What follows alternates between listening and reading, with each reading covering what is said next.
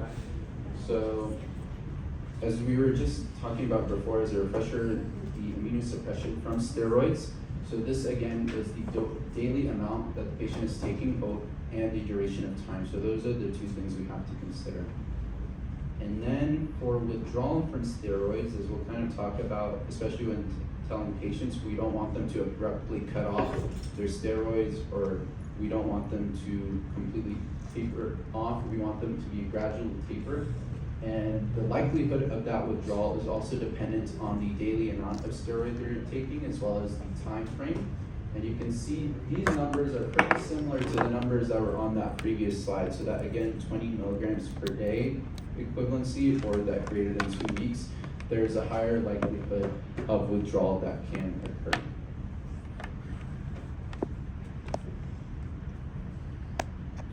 So again, just for a practice question, which of the following patients will require a taper to avoid the withdrawal symptoms? So they're all taking 40 milligrams per day, and the duration is either 1 day, 5 days, 1 week, 2 weeks. So of these, which patients can we expect more withdrawal symptoms, so they'll need a taper? 2 weeks. Yeah, so that 2 weeks. Withdrawal.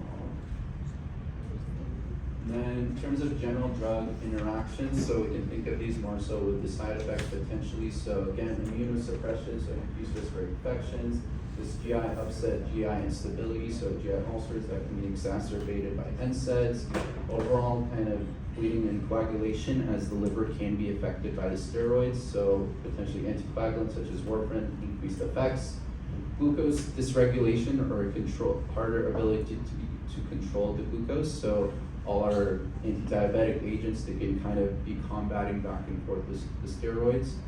And in general, again, the anti-infectives, so antibiotics, antivirals, antifungals, this can either increase glucocorticoid exposure, so that immunosuppression, or anti-immune response. And with the monitoring in terms of physical and labs, as I was trying to kind of point in the direction before, we can think of the side effects of our steroids and then think how can we make sure we monitor them correctly. So weight gain can occur, so weight and BMI. Our blood pressure can be elevated, so blood pressure is something else we can consider. Immunosuppression as well, so just in general symptoms and exposure to serious infections, so fever potentially, as we'll also be monitoring electrolytes and white blood cell count, so found in our BMP and CBC, and glucose dysregulation, most of the time elevated glucose, so we'll also be assessing that. Lipids as well, so that lipolysis that can occur. And as we mentioned, longer term osteoporosis, osteonecrosis, so we'll measure via BMD and fracture risk, and the eyes as well can be affected, so ophthalmologic exams.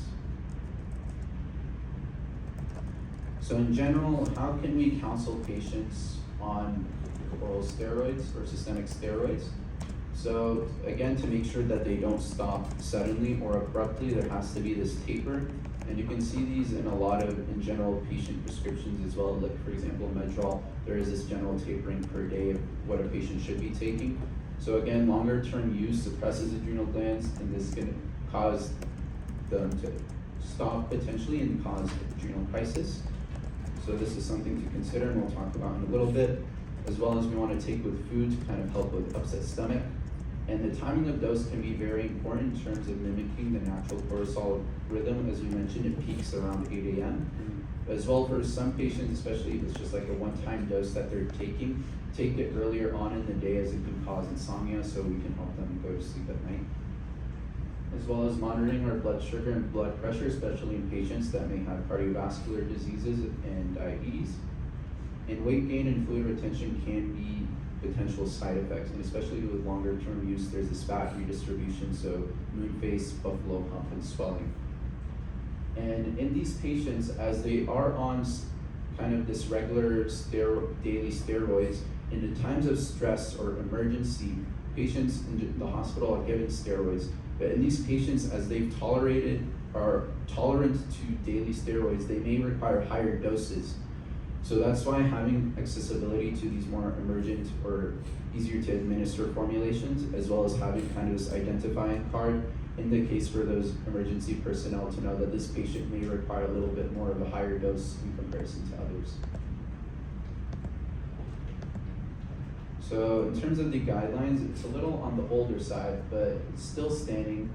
But just in general, when you see guidelines may not have been updated for a while, it's still good to reference other literature such as clinical trials, other researches as well. So in 2016, this was published for treatment in primary adrenal insufficiency. So first line, as we talked about, are the hydrocortisone and cortisone formulations in the divided daily doses. You want to avoid dexamethasone as much as we can. It's more so when patients are not able to tolerate or the other systemic corticosteroids. And for fludrocortisone, that's just a consideration in these patients when we need mineralocorticoid replacement.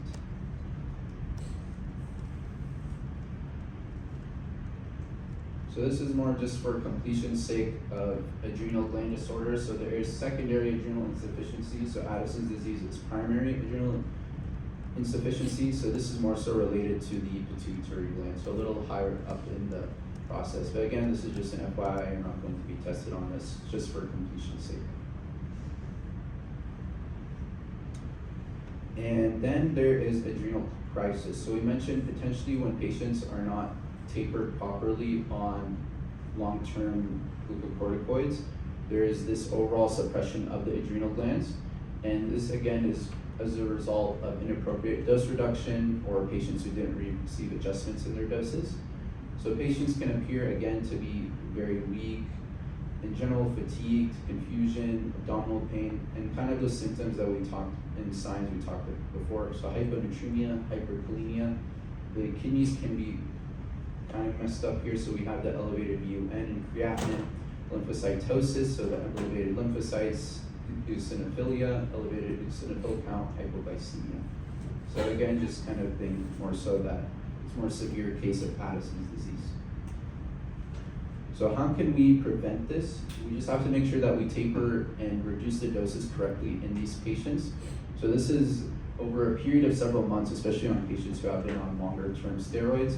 And we just assess the function based off the HPA axis. And they basically do this once the patient has received or to this daily dose of 20 to 30 milligrams of cortisol. So this is assessed either by the ACTH test, as we mentioned, this is part of that streaming effect of production of cortisol, as well as that morning serum cortisol. And then once we safely can assess that it is a normal ACTH test and their serum cortisol is above that 20 micrograms per deciliter, then the patient is safe to discontinue the glucocorticoid. So this is in terms of prevention. But in terms of treatment, we have our IV glucocorticoids followed by our oral, and then we taper properly. So again, our preferred agent is the hydrocortisone, as it's kind of more so that it has that general glucocorticoid and mineralocorticoid properties. And then we have our fluid replacement for blood pressure support. So of this potentially D5NS. So think again, we have our hyponatremia, hypoglycemia, hypotension. So the fluid replacement helping with the hypotension, the D5 helping with the hypoglycemia, and then the NS also helping with the hyponatremia. And then the fludrocortisone, so this can be considered in patients that are hyperkalemic.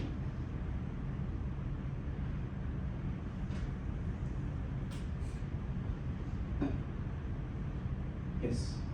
What type of patient is going through this adrenal crisis treatment? If it's not someone with Addison's disease, Well, I'll have to get back to you on that, but for example, there's one, I don't know why I'm not using this. There's some patients that I know that did have kind of this Addison's disease where the general cortisol levels were lower, and then after, not a long-term use, but a couple of months use of the steroids, they were able to get back to that normal level, and then they just basically stopped the steroids. But I'll have to, if you don't mind, can you repeat the question? yeah, other than Addison's, or is it, what kind of patient is going through an adrenal crisis? Yeah. That's it. Thank you. And then once I get that answer, I'll send that to Dr. Dukes, and then we'll kind of make sure that loops back to you. Good job making it work for And then the other of the disorders is Cushing's syndrome. So with Addison's disease, we can think in general there's this lower amount of cortisol within the body. So Cushing's syndrome is kind of the opposite in terms of effect. There's an elevated amount of cortisol within the body. And of that, then it's causing these other types of side effects. So again, this is just essentially for prolonged exposure to high levels of cortisol. And general causes, it can be from the adrenal gland, so endogenous within the body, producing too much cortisol, or from outside the body, outside sources such as steroids that are taken in higher doses than the normal amount the body can tolerate. This flow chart here kind of just again explains the prior slide. So there's endogenous, so steroid cortisol that can be produced, or exogenous. Of note, you don't have to know that there's an independent, dependent, they affect these different things. It's just to know that essentially there's cortisol, that too much cortisol can be produced in the body, or a patient can be receiving outside source, and that's why Cushing's syndrome can develop. So how can this appear in a patient? Kind of think of our systemic side effects of steroids, where there's this general weight gain and fat redistribution, so the buffalo hump, the moon face, as well as glucose intolerance, hypertension. I'm trying to change up the words for the hypertension, blood pressure, glucose intolerance, just so you get familiar. You don't always just see hypertension, hyperglycemia, so you have an idea of what words can be used. Mood disorders, osteoporosis, striae, as Dr. Gonzalez mentioned, thinning of the skin, and gonadal dysfunction as well. And symptoms in terms of myopathies and muscle weakness. So think of kind of, again, this prolonged exposure to cortisol, and we saw those systemic side effects of longer term use of steroids. That's kind of what you see in Cushing's syndrome. So again, to physically see this in a patient, we'll see that general fat redistribution, so the obesity, as well as kind of the key marker for Cushing's syndrome. There's this buffalo hump that we can see kind of at the upper back on patients. And then as well, just the general prolonged exposure to cortisol in the body.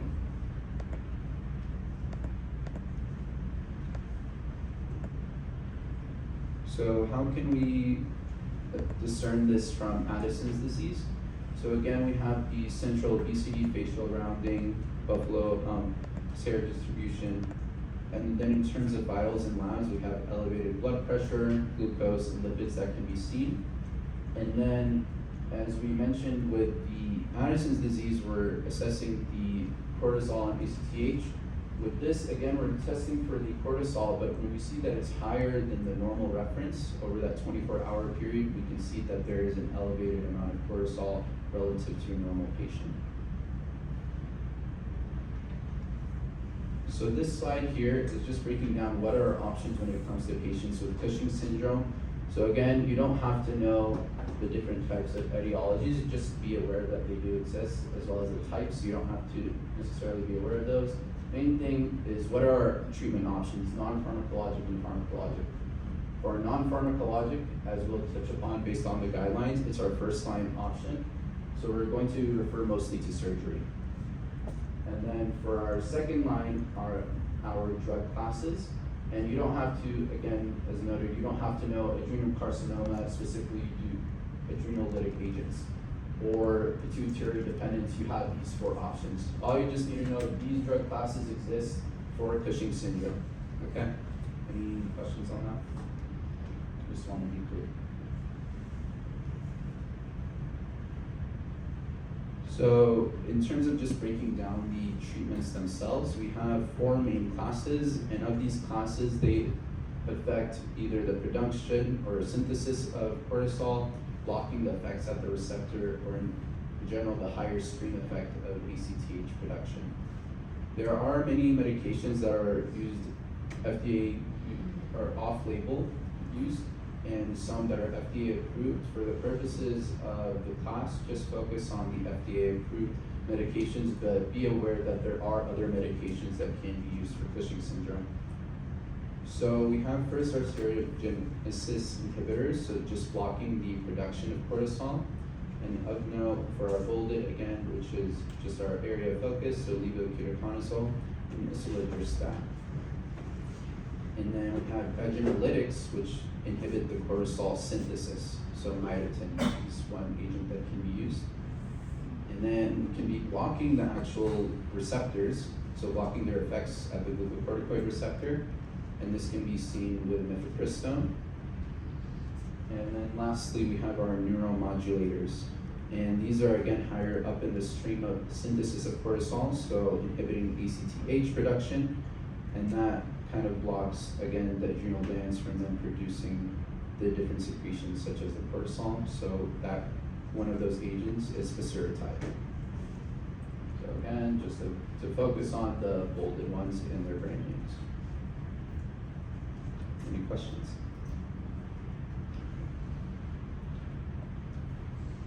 So similarly to the Addison's disease guidelines, the guidelines really haven't been updated for Cushing's syndrome, so we try our best as clinicians to also look at different other literature as well. But as we mentioned, the first line is kind of our non-pharm therapy, so our surgeries, and then second line is our pharmacologic therapy, so the agents that we discussed on the prior slide.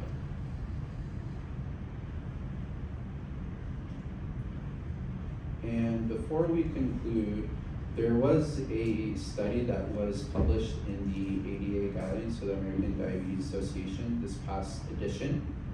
And one of these trials is the CATALYST trial. So I just wanted to bring this up just because this is an endocrine class and there are other diseases that we touch upon. So as you guys had discussed and learned earlier in the course about diabetes.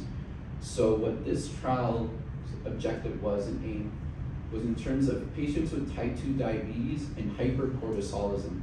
So kind of touching upon these two disease states and see maybe there is a relation between the two, and can things be improved when we're focusing on that hypercortisolism.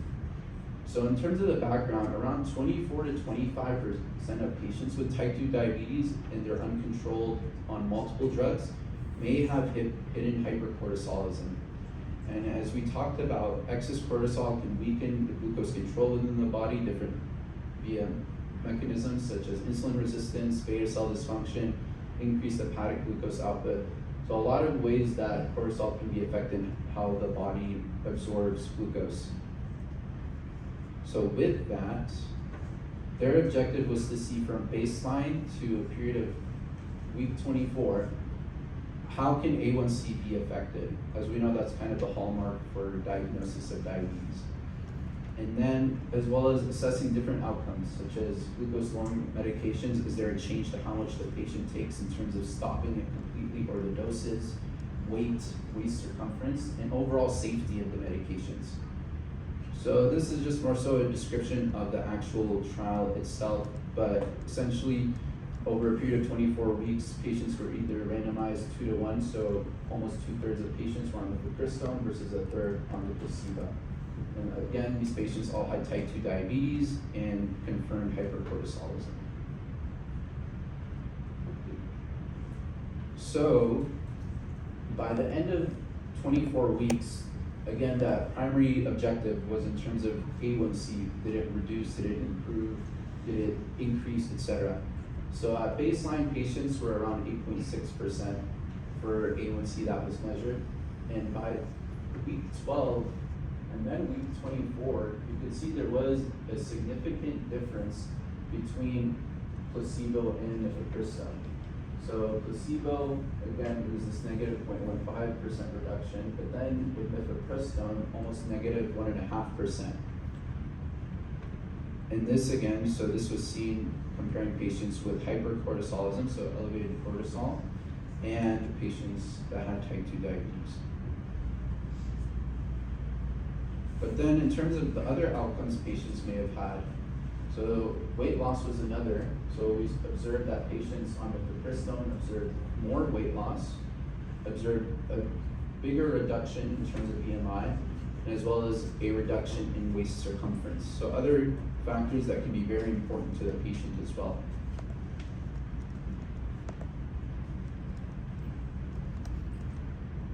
And in the supplementary provided by the trial, there's a lot more that talks about compare the different drugs the patients were on before and after, but it was really a lot, and that's something you can look into.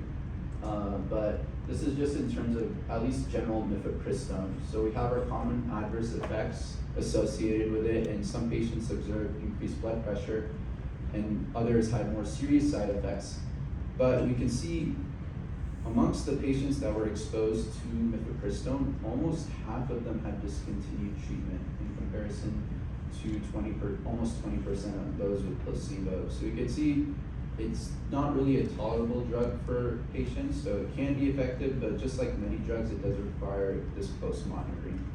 But overall, what can this trial point us in the direction of? As again, with their background, almost a quarter of patients that have uncontrolled type 2 diabetes may have hypercortisolism. And with that, it's not just that they have this general insulin resistance or hepatic dysfunction. There may be some underlying things that are causing their glucose to not be regulated. And if we direct maybe and see that there are other causes such as increased cortisol, by directing our treatment to that, all those factors that can be considered for diabetes as well as other conditions can be reduced as well, or improved for a better terminology. So in general, what we could consider in types of patients, specifically those that are refractory to treatment, those that are not being kind of responsive to treatment, maybe we have to think it's not just diabetes, it's endocrine as a whole. As we know, the endocrine system is very complicated within the body, and all these hormones can mix up, jumble together, and cause a lot of different things. So with that, when we're trying to help treat our patients, maybe they're super on top of their medications, they're testing as much as they can, they're trying to adjust their diet, and still some patients may not see improvement. And for us, that may raise a red flag to see what else can we fix for these patients. So that's why it's, again, not all uncontrolled diabetes is just diabetes. There may be some underlying things going on for the patient. So with that, on my references here, I want to thank you all for your patience with me and great questions and interactions. And if you do have any questions at this time or furthermore, feel free to reach out. Thank you.